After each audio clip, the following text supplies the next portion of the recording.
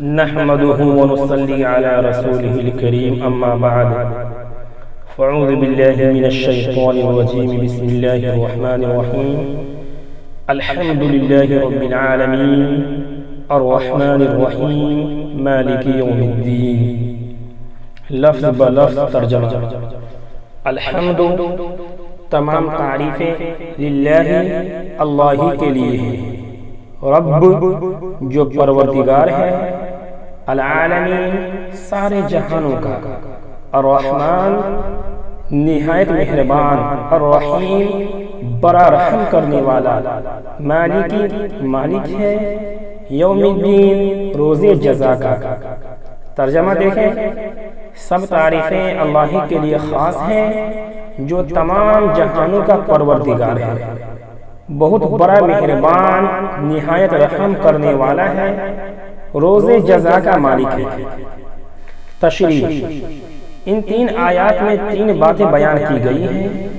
Number 1، دونوں جہاں میں رب ہی کے لیے تعریفیں ہیں۔ نمبر 2، جو رب ذوالجلال نہایت ہی مہربان اور بڑا رحم کرنے والا ہے۔ نمبر 3، وہ روز جزا کا مالک ہے۔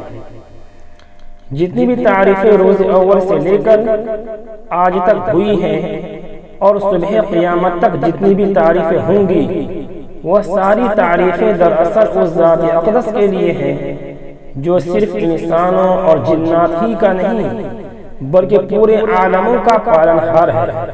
انس و جن، چرند و پرند، تمام حیوانات، جمادات و نباتات اور بری و بحری ساری مخلوقات کا وہ پروردگار ہے۔ اللہ تعالیٰ کی صفتوں میں ایک صفت حمید بھی ہے جس کی تعریف کی گئی ہے، جو خوبیوں والا اور تعریف کے قابل ذات ہے۔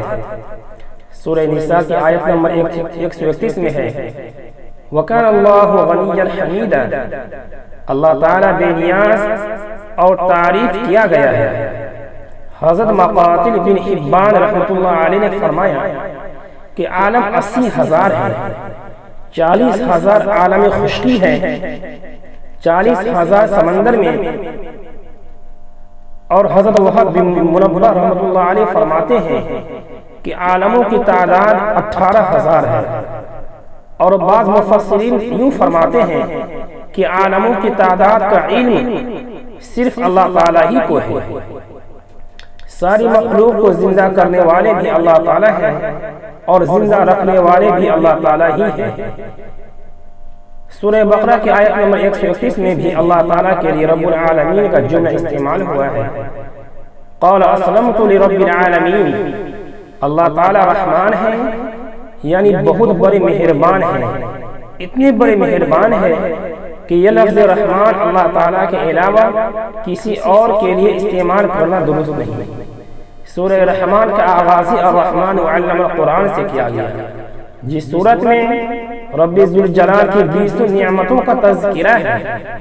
اس صورت کو اس کی عظیم صفت رحمان ہی سے شروع کیا گیا ہے۔ اللہ تعالیٰ رحیم بھی ہے، یعنی نہایت رحم والے۔ رحیم کا لفظ اللہ تعالیٰ نے اپنی آخری نبی صلی اللہ علیہ وسلم کے لیے بھی استعمال فرمایا، جیسا کہ بالمؤمنین رؤوف الرحیم، کہ آپ صلی اللہ علیہ وسلم ایمان والوں کے ساتھ نرم دل اور نہایت رحم دل ہیں۔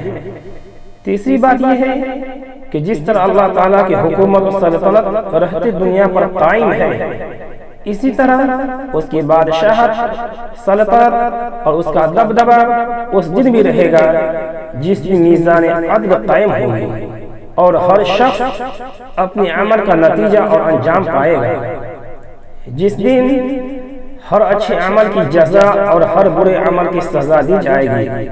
سورہ آل عمران کی آیت نمبر 26 میں بھی رب ذوالجلال کے لیے مالک کا لفظ استعمال کیا گیا ہے، قل اللہم مالک الملک، کہہ دیجئے اے تمام جہان کے مالک۔ اللہ تعالی ہم سب کو اس دن اپنی حفاظت میں رکھے اور کامیابی و کامرانی عطا فرمائے، آمین۔ وآخر دعوانا الحمدللہ رب العالمین۔